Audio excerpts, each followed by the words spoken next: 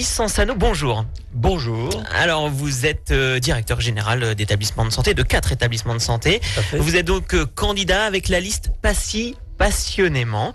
Et donc, votre liste, je ne vous pose même pas la question si elle est prête et complète, puisque ça y est, vous l'avez déposée en préfecture. Tout est fait à ce niveau-là. Voilà, c'est une liste qui a été composée il y a déjà plusieurs mois et qui a donc été déposée il y a déjà 2 semaines. Et qui a beaucoup travaillé pour arriver au programme dont on va parler ce matin. Alors, Guy Sansano, tout d'abord, un mot de votre liste, quelques noms. Est-ce que vous repartez avec des personnalités de la municipalité actuelle sortante ou pas forcément? Et puis un mot de votre candidature. Alors, puisque vous-même vous étiez, attendez, je rappelle, vous-même vous étiez maire adjoint, c'était sous le mandat de Yves Tissot entre 2001 et 2008. C'est ça, vous n'êtes pas un novice en politique et dans les affaires communales. C'est ma 3e campagne. La première campagne, c'était en 1995 avec Pierre Rabiosi. Ensuite, effectivement, nous avons fait campagne avec Yves Tissot, et donc j'étais adjoint au maire pendant 7 ans, de 2001 à 2008. Et puis voilà, c'est ma 3e campagne, mais là en tête de liste. Une liste qui est constituée finalement depuis non pas 2 mois, mais depuis plusieurs mois. Oui, absolument. On a rassemblé sur des valeurs qu'on dira de centre droit, et sur la base de ces valeurs, on a constitué une équipe de manière à ce qu'on soit en capacité de reprendre les grandes fonctions municipales immédiatement. C'est-à-dire qu'on a les compétences aux bons endroits. Moi, je serai effectivement le commandant du bateau de bord, parce qu'une commune, c'est comme un bateau de bord. Il faut un commandant de bord qui soit présent à 100%. Ça sera mon cas. Et j'ai un équipage où les bonnes personnes sont au bon poste.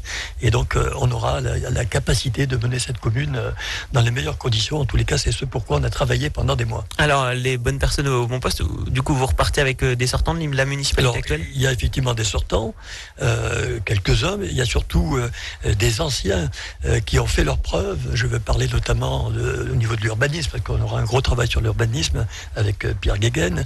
Les finances, ça se gère de très près, et il faut maîtriser la gestion, c'est très important, avec Raymond Blondaz, Martine Pérou, qui a aussi une grande expérience municipale, qui sera en charge du personnel et des instances de la commune. Des anciens, donc, avec des grandes expériences, mais également des jeunes, avec le dynamisme et la capacité d'innovation. Je veux parler notamment des jeunes comme Pierre Chappé, qui sera en charge des transports, et ça, il a très bien fait au niveau du bassin de Chamonix.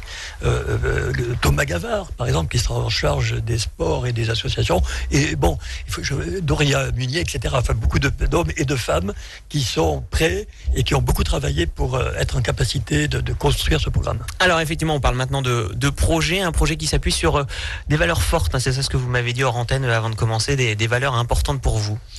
Alors, les valeurs, effectivement, je vais passer très rapidement, c'est des valeurs de centre droit, où on retrouve les notions, effectivement, de liberté, de respect des droits et des devoirs, de mérite également, mais surtout, et aussi des valeurs de solidarité, à travers quelques notions sur lesquelles on sera également attentif dans une commune, c'est très important, celle d'égalité des droits, le droit au logement, le droit à la santé, le droit au travail, et évidemment également le droit à l'enseignement. Je dis l'enseignement parce que le mot éducation n'est pas approprié, me semble-t-il, c'est le rôle des parents.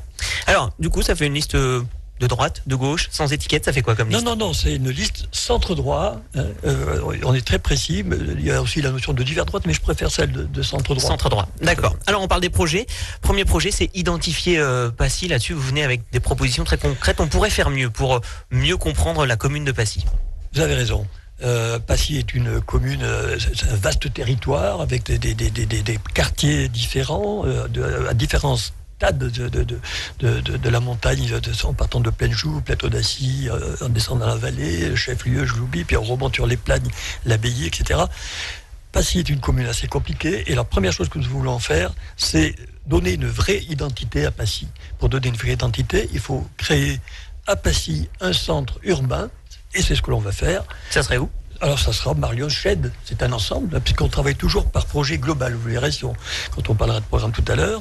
Donc un centre urbain, et on va également développer le centre administratif qui est le chef-lieu, bien évidemment. Et autour de ça, il y aura le périurbain et tout un ensemble de projets qui consolideront l'ensemble, c'est-à-dire on va faire en sorte de structurer la commune.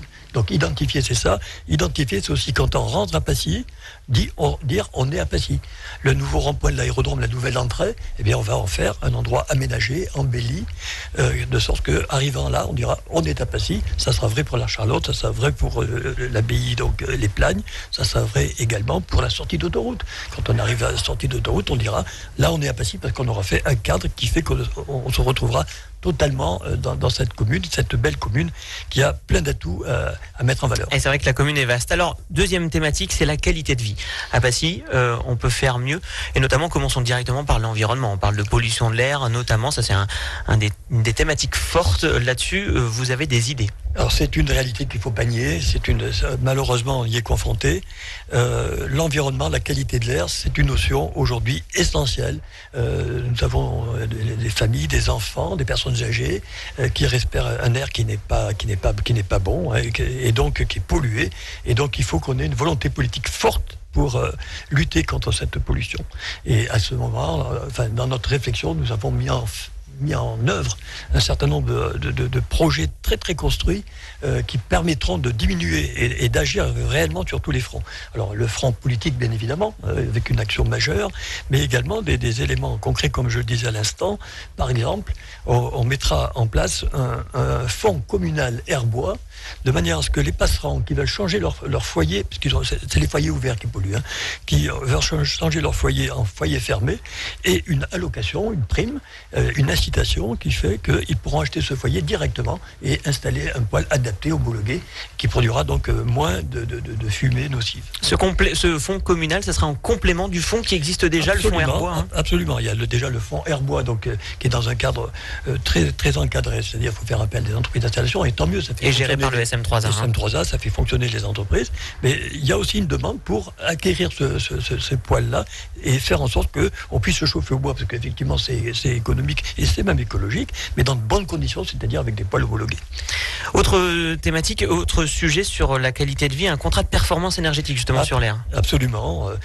À partir du moment où on veut s'engager et que la volonté politique est affirmée, il faut qu'elle se traduise par un contrat d'engagement, et c'est ce contrat de performance énergétique. La commune va être exemplaire en matière de consommation d'énergie. La transition énergétique a commencé, et bien nous on va l'accentuer au niveau des bâtiments communaux et de l'incitation de la population à également participer du même objectif. Alors troisième thématique, le développement économique et notamment au plateau d'Assy. Évidemment, on sait qu'il y a ces établissements de santé qui doivent être recyclés, il faut réaménager, repenser les choses. Vous avez des propositions à faire? Alors, la relance économique et la relance de l'activité économique, c'est le plateau d'Assy et c'est Chède.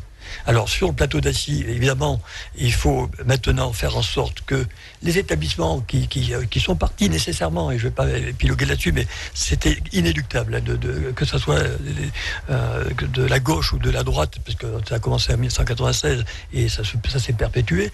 Il faut agir pour que ces établissements soient reconvertis en éléments économiques, du tourisme social, du tourisme hôtelier, des centres de formation. Il y a une très forte demande pour les centres de formation. Eh bien, nous allons agir dans ce sens. Et surtout, il faut redonner confiance aux investisseurs. Il faut montrer qu'on a une dynamique, une volonté politique de dépassement et d'action pour cette commune. Et à partir de là, effectivement, cette confiance permettra de faire venir à nous des entrepreneurs. Et alors d'ailleurs, en termes de développement économique et de tourisme, il y aurait un projet autour du lac de Passy. C'est ça, un concept de parc en fait? Alors évidemment, c'est un gros projet. Nous avons toujours donc, cette vision globale de la zone. C'est vrai pour le Plainjou et c'est vrai pour le lac, comme vous venez de le dire. Eh bien, parallèlement au lac, il y aura une route qui sera construite, et il y a là un ensemble de terrains qui recouvre 12 hectares. Et bien sûr, cet ensemble-là, il y a effectivement un vrai concept culturel qui pourra se mettre en place avec une très forte attente. C'est un consortium privé qui est porteur de ce projet. Nous avons échangé beaucoup, ça fait déjà quelques années d'ailleurs, et ils sont prêts.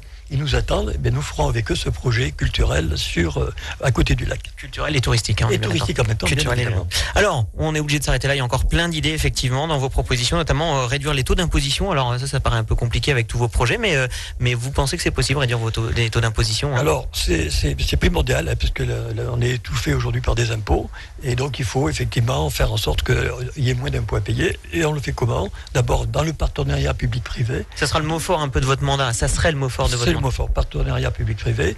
Une cellule pour la recherche de subventions et pour dépoter des dossiers, notamment européens. Et puis une gestion attentive, maîtrisée. Je voudrais insister quand même sur un point sur lequel on n'a pas beaucoup dit. Un mot, si vous voulez. Un mot. Et on est d'accord. C'est la gare de Chède va être complètement réhabilitée de manière à ce qu'à partir de la gare de Chède, on ait la gratuité pour aller sur Chamonix. Ah oui, la gratuité aussi, du train par le Mont Blanc Express. Absolument. Et ça va relancer tout le pôle autour de la gare de Chède, par exemple. Donc plus effectivement de déplacements entre Chède et la vallée de Chamonix, des déplacements gratuits par le train.